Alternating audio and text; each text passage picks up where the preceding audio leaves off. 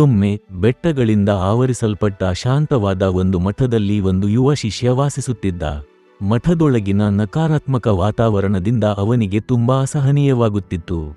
ಆ ನಕಾರಾತ್ಮಕ ಶಕ್ತಿಯಿಂದ ಉಸಿರುಗಟ್ಟಿದಂತೆ ಅನುಭವಿಸಿದ ಅವನು ಮನಸ್ಸು ತುಂಬಾ ಕಳವಳದಿಂದ ತನ್ನ ಜ್ಞಾನಿಯಾದ ಗುರುಗಳ ಬಳಿಗೆ ಹೋದನು. ಗುರುಗಳೇ, ಎಂದು ಶಿಷ್ಯನು ಹೇಳಿದನು, ಈ ಮಠದ ವಾತಾವರಣವನ್ನು ನಾನು ಇನ್ನು ಸಹಿಸಲಾರೆ. ಇಲ್ಲಿ ತುಂಬಾ ನಕಾರಾತ್ಮಕತೆ ಇದೆ. ನನಗೆ ಇಲ್ಲಿ ಶಾಂತಿ ಸಿಗುತ್ತಿಲ್ಲ. ನಾನು ಇನ್ನೂ ಶಾಂತವಾಗಿರುವ ನೆಮ್ಮದಿಯ ಸ್ಥಳಕ್ಕೆ ಹೋಗಲು ಬಯಸುತ್ತೇನೆ. ಗುರುಗಳು ಶಾಂತವಾಗಿ ಆಲಿಸಿದರು. ಅವರ ಕಣ್ಣುಗಳಲ್ಲಿ ಅರ್ಥ ಮಾಡಿಕೊಂಡ ಭಾವನೆ ಕಾಣಿಸುತ್ತಿತ್ತು. ನಿನ್ನನ್ನು ಇಷ್ಟು ಕಾಡುತ್ತಿರುವುದು ಏನು ಎಂದು ಅವರು ಸೌಮ್ಯವಾಗಿ ಕೇಳಿದರು. ಶಿಷ್ಯನು ತನ್ನ ಸಮಸ್ಯೆಗಳನ್ನು ವಿವರಿಸಿದನು.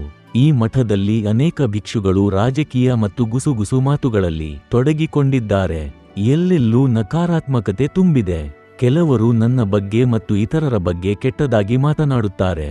ಕೆಲವರು ದಿನವಿಡೀ ಗಾಸಿಪ್ ಮಾಡುತ್ತಿರುತ್ತಾರೆ. ಇಂತಹ ವಾತಾವರಣದಲ್ಲಿ ನನ್ನ ಆತ್ಮೀಯ ಬೆಳವಣಿಗೆಯ ಮೇಲೆ ಗಮನ ಕೇಂದ್ರೀಕರಿಸುವುದು ತುಂಬಾ ಕಷ್ಟ. ಗುರುಗಳು ಶಾಂತವಾಗಿ ಕೇಳಿದ ನಂತರ ಒಂದು ಪರಿಹಾರವನ್ನು ಸೂಚಿಸಿದರು. ನಿನಗೆ ಹೋಗಲು ಅನುಮತಿ ಕೊಡುತ್ತೇನೆ ಎಂದರು. ಆದರೆ ಅದಕ್ಕೂ ಮೊದಲು ನನ್ನಿಗಾಗಿ ಒಂದು ಕೊನೆಯ ಕೆಲಸ ಮಾಡಬೇಕು. ಹೊರಡಲು ಉತ್ಸುಕನಾಗಿದ್ದ ಶಿಷ್ಯನು ಒಪ್ಪಿಕೊಂಡನು. ಗುರುಗಳು ನೀರಿನಿಂದ ತುಂಬಿದ ಒಂದು ಚಮಚವನ್ನು ಅವನ ಕೈಗೆ ನೀಡಿದರು. ಈ ಚಮಚವನ್ನು ಹಿಡಿದು ಮಠದ ಸುತ್ತಲೂ ನಡೆಯು. ಒಂದು ಹನಿ ನೀರು ಸುರಿಯಬಾರದು.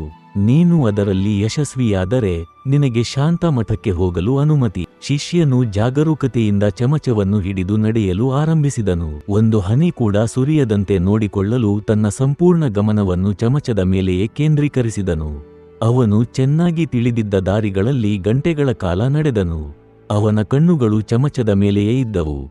ಮನಸ್ಸು ಎಲ್ಲ ವ್ಯತ್ಯಯಗಳಿಂದ ದೂರವಾಗಿತ್ತು. ಮತ್ತೆ ಗುರುಗಳ ಬಳಿಗೆ ಬಂದಾಗ ಅವನ ಮುಖದಲ್ಲಿ ನೆಮ್ಮದಿಯ ನಗು ಮೂಡಿತ್ತು. ಗುರುಗಳೇ, ನಾನು ಸಾಧಿಸಿದೆ. ಒಂದು ಹನಿ ನೀರು ಸುರಿಯಲಿಲ್ಲ. ಈಗ ನಾನು ಶಾಂತ ಸ್ಥಳಕ್ಕೆ ಹೋಗಬಹುದೇ? ಗುರುಗಳು ಮೃದುವಾಗಿ ನಗಿದರು. ಅವರ ಕಣ್ಣುಗಳಲ್ಲಿ ಆಳವಾದ ಜ್ಞಾನ ಮಿನುಗಿತು. ನೀನು ಚಮಚದ ಮೇಲೆ ಇಷ್ಟು ಗಮನ ಕೇಂದ್ರೀಕರಿಸಿದ್ದಾಗ ಯಾರಾದರೂ ಇತರರ ಬಗ್ಗೆ ಕೆಟ್ಟದಾಗಿ ಮಾತನಾಡುವುದನ್ನು ಕೇಳಿದೆಯೇ? ಗಾಸಿಪ್ ಅಥವಾ ನಕಾರಾತ್ಮಕತೆಯನ್ನು ಗಮನಿಸಿದ್ದೆಯೇ ಎಂದು ಕೇಳಿದರು. ಶಿಷ್ಯನು ಕ್ಷಣಕಾಲ ಯೋಚಿಸಿದನು. ಆಗ ಅವನಿಗೆ ಅರಿವಾಯಿತು. ಇಲ್ಲ ಗುರುಗಳೇ, ನಾನು ಏನನ್ನೂ ಗಮನಿಸಲಿಲ್ಲ.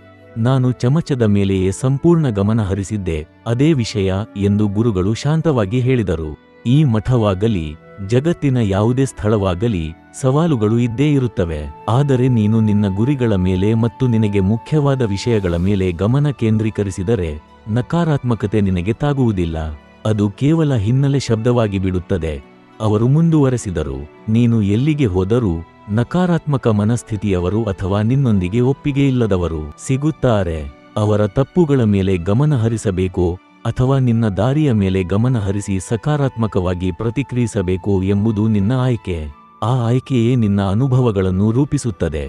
ಸ್ನೇಹಿತರೆ, ಈ ಕಥೆಯ ಸಾರಾಂಶವೇನೆಂದರೆ, ನಕಾರಾತ್ಮಕತೆ ಮತ್ತು ವ್ಯತ್ಯಯಗಳು ಎಲ್ಲೆಲ್ಲೂ ಇರುತ್ತವೆ. ಆದರೆ ಅವಕ್ಕೆ ನಾವು ಹೇಗೆ ಪ್ರತಿಕ್ರಿಯಿಸುತ್ತೇವೆ ಎಂಬುದು ನಮ್ಮ ನಿಯಂತ್ರಣದಲ್ಲಿ ಇದೆ.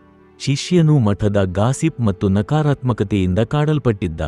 ಆದರೆ ಗುರುಗಳು ಅವನನ್ನು ಚಮಚದ ಮೇಲೆ ಮಾತ್ರ ಗಮನ ಹರಿಸಲು ಹೇಳಿದಾಗ ಅವನು ಎಲ್ಲ ವ್ಯತ್ಯಯಗಳನ್ನು ತಡೆದುಹಾಕಿದನು. ಈ ಪಾಠದಿಂದ ಅವನು ತಿಳಿದುಕೊಂಡದ್ದು ಏನೆಂದರೆ, ತನ್ನ ಗುರಿಗಳು ಮತ್ತು ನಿಜವಾಗಿಯೂ ಮುಖ್ಯವಾದ ವಿಷಯಗಳ ಮೇಲೆ ಗಮನ ಹರಿಸಿದರೆ ಸುತ್ತಲಿನ ನಕಾರಾತ್ಮಕತೆಯಿಂದ ದೂರವಿರಬಹುದು. ಜ್ಞಾನಿಯಾದ ಗುರುಗಳು ಅವನಿಗೆ ಕಲಿಸಿದ ಪಾಠವೇನೆಂದರೆ, ಅವನು ಎಲ್ಲಿಗೆ ಹೋದರೂ ನಕಾರಾತ್ಮಕ ಜನರು ಮತ್ತು ಪರಿಸ್ಥಿತಿಗಳು ಇರುತ್ತವೆ. ಆದರೆ ಅವುಗಳ ಮೇಲೆ ಮನಸ್ಸು ನೆಟ್ಟಿಕೊಳ್ಳಬೇಕೋ ಅಥವಾ ತನ್ನ ವೈಯಕ್ತಿಕ ಬೆಳವಣಿಗೆಯ ಮೇಲೆ ಗಮನ ಹರಿಸಬೇಕೋ ಎಂಬುದು ಅವನ ಕೈಯಲ್ಲಿದೆ.